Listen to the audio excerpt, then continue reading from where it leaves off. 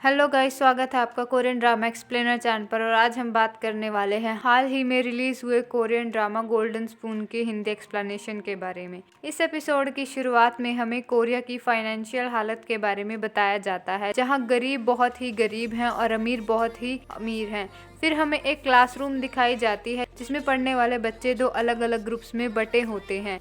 एक है golden spoon जो अमीर घरों के बच्चे होते हैं और दूसरे है डर्ट स्पून जो गरीबी और कर्ज में दबे बच्चे होते हैं। क्लास के ज्यादातर बच्चे गोल्डन स्पून के होते हैं और हमारा हीरो ली संग चुन डर्ट स्पून के साथ पैदा होता है। क्लास में एक सुपर गोल्डन स्पून वाला बच्चा तेयुंग भी होता है। ली संग एक दुकान पर काम करता है जहां उससे मिलने उसका क्लासमेट और दोस्त पार्क जिन सोक आता है। वो उसे अपने नए शूज दिखाता है। पार्क जिन सोक कहता है ये वही शूज हैं जो हमें मैगजीन में दिखे थे। ली सुंग थोड़ा सा जेलस होता है और शूज की तारीफ करता है। पार्क जिन सुंग किसी बात को छुपा रहा होता है और दुखी होता है। जब वो घर जाता है तो हमें पता चलता है कि कर्ज से तंग आकर उसकी फैमिली ने सुसाइड कर लिया है और वो शूज़ उसकी मॉम की तरफ से लास्ट गिफ्ट थे। फिर हमें ये भी पता चलता है कि वो अपने दोस्त से इसलिए मिलने गया था क्योंकि वो अपनी फैमिली के जाने का दर्द बर्दाश्त नहीं कर पा रहा था और सुसाइड करने की सोच रहा था। और पार्क जुनसुक भी सुसाइड कर लेता है। अगले दिन ली सुंग को इस बात का पता चलता है तो वो भागते हुए अपने दोस्त के घर पहुंचता है। अपने दोस्त की डेड बॉडी देखकर वो टूट जाता है और फूट फूट कर रोता है।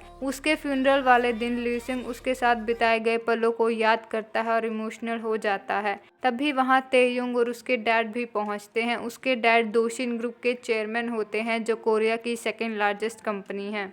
इधर ली संग के बाहर आते ही तीन बुली लड़के उसे अपने पास बुलाते हैं और उसे बुली करते हैं। वो उसके दोस्त पार्क जिनसुक के बारे में उल्टा सीधा बोलते हैं और ली सुंग उन्हें चुप रहने के लिए बोलता है। इस बात से एक लड़के को गुस्सा आ जाता है और वो उसे बहुत सारे थप्पड़ मारता है। फिर वो पैसे निकालता है और थप्पड़ खाने के लिए दे देता है। वो पैसे उसके हाथ में नहीं देता बल्कि नीचे फेंक देता है। तभी वहाँ तेयुंग पहुँचता है। वो उनसे बात करता है और वहाँ से चला जाता है। वो लड़के भी उसके पीछे पीछे चले जाते हैं। उनके जाते ही ली सुंग उन पैसों को उठाता है और तेयुंग के डैड उसे देख लेते हैं। जब तेयुंग अपने डैड के पास पहुंचता है तो उसके डैड पूछते हैं कि ये लोग कौन हैं। तेयुंग कहता है ये मेरे दोस्त हैं। उसके डैड कहते हैं क्या ये तुम्हारे दोस्त हैं। वो ली सुंग की तरफ इशारा करते हुए कहते हैं कि क्या वो गरीब भी तुम्हारा दोस्त है। तो तेयुंग चुप हो जाता है। उसके डैड कहते हैं तुम्हें दोस्त बहुत सोच समझकर बनाने चाहिए। आगे चलकर तुम्हें ये बिजनेस संभालना है। तुम्हें अपने टाइम की कीमत का पता होना चाहिए।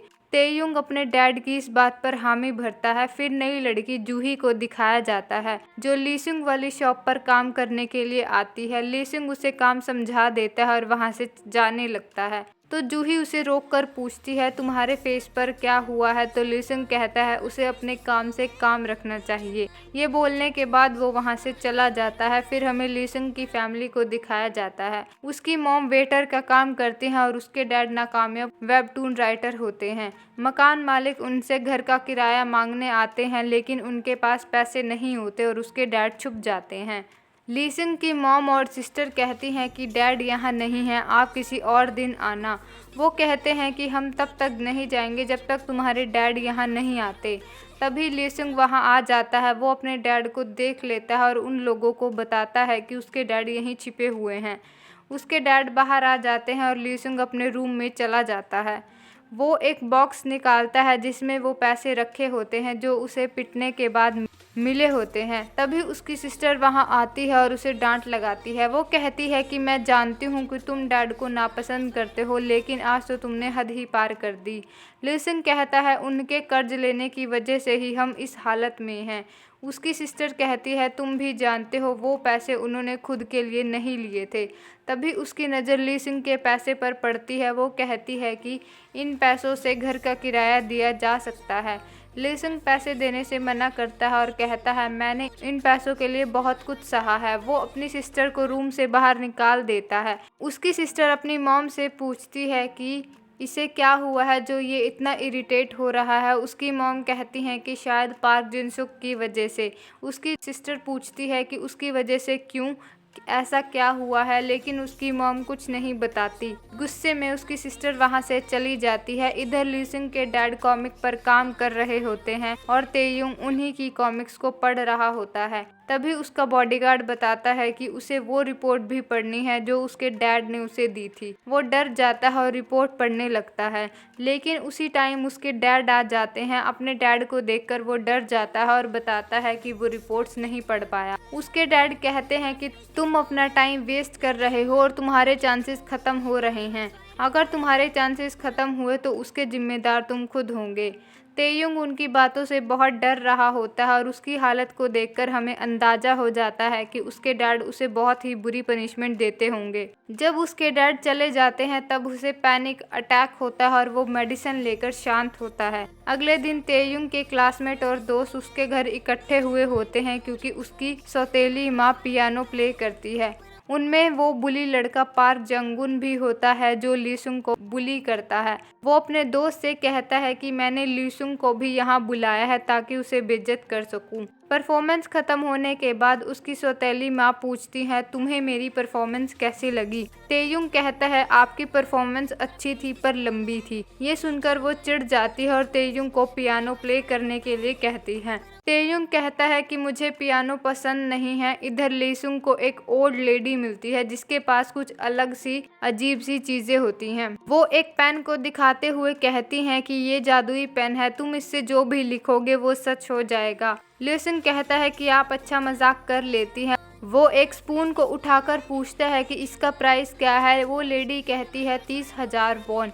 ये सुनकर लीसुंग कहता है ये तो कुछ ज्यादा ही हो गया। लेडी कहती है कि ये गोल्डन स्पून है। लीसुंग कहता है अगर ये गोल्डन स्पून है तो इसका प्राइस कुछ ज्यादा ही कम है।